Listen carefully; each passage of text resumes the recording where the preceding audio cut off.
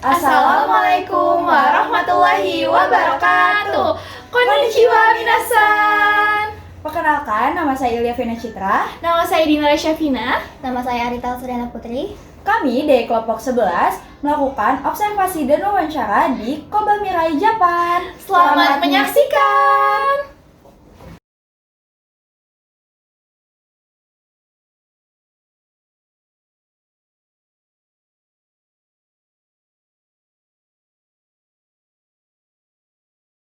Bapak, nama Bapak siapa?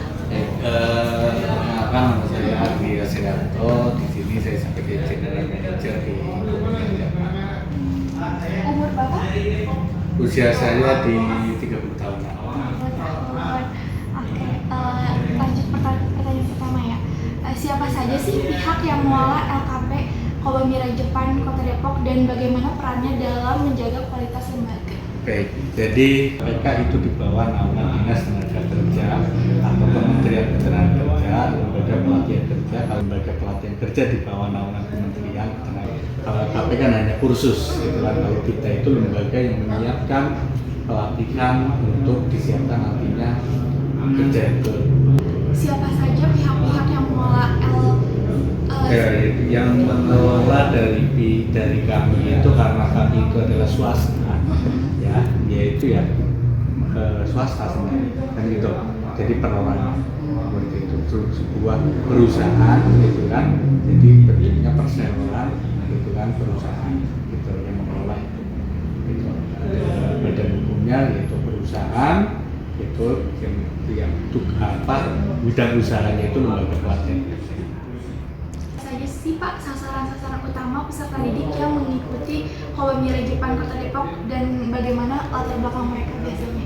Kalau kita sasaran utamanya pertama adalah masyarakat Indonesia pastinya ya, yang usianya minimal itu di 18 tahun sampai dengan 27 tahun atau 30 tahun, yaitu usia-usia produktif, yaitu sasaran kita itu lulusan dari SMK, khususnya SMK dan perguruan tinggi ya, perguruan tinggi. Sasarannya itu adalah bagaimana mengurangi pengangguran di Indonesia.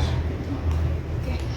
Berarti tujuan utama LPK sendiri itu mengurangi pengangguran di Indonesia ya Pak? Ya, tujuan utama dari LPK yang pertama adalah menyiapkan calon tenaga kerja ya kan, agar kompeten dalam bidang pekerjaannya.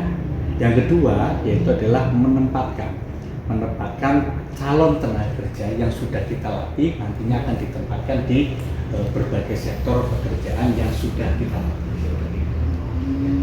Berarti materi yang ada di sini itu lebih ke pelatihan ya? Lebih ke pelatihan. Kalau LPK ini lembaga pelatihan kerja itu lebih ke pelatihan. Ya. Kalau bahasa di pendidikannya itu adalah vokasi.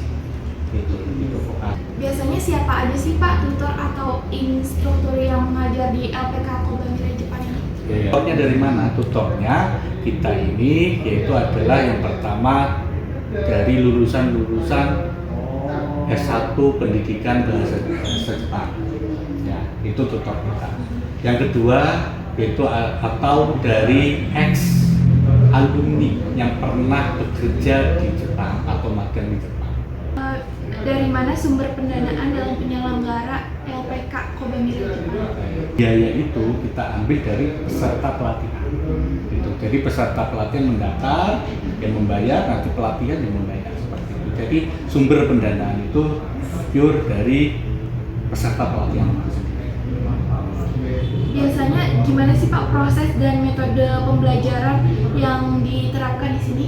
Metodenya yaitu metode praktek, lebih ke praktek ya, praktek, dan yang selanjutnya teori gitu kan. Dan praktek dan teori itu adalah seimbang, lebih banyak prakteknya karena implementasi dari pembelajaran ini adalah untuk bekerja di Jepang di sana nantinya untuk sebuah percakapan gitu kan, komunikasi gitu kan, maka dari itu lebih ke praktek bagaimana dia bisa berkomunikasi menggunakan bahasa Jepang. Berarti setelah lulus tahap selanjutnya mereka langsung bisa bekerja di Jepang atau ada pelatihan?